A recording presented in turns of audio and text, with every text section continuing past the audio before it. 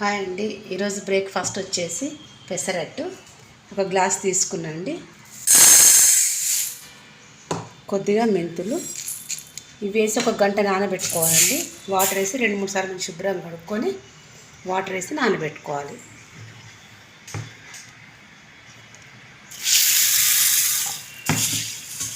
One hour సరిపోతుందండి మనకు.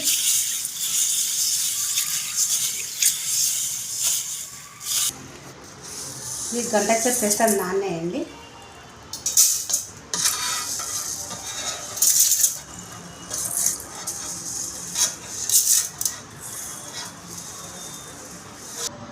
కొద్దిగా అల్లం అండి, కొద్దిగా జీలకర్ర వేసి బాగా గ్రైండ్ చేసుకోవాలి. పిండి గ్రైండ్ అయిందండి. చాలా మెత్తగా అయ్యేటట్టు చేసుకోవాలి. తగినంత సాల్ట్ వేసుకుంటున్నాండి. పెనం హీట్ ఎక్కిందండి. దోశ వేసుకున్నామండి.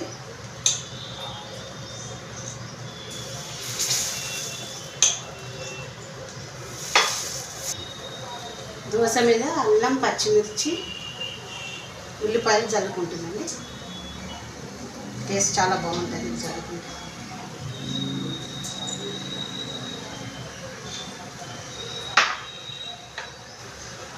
ఆయిల్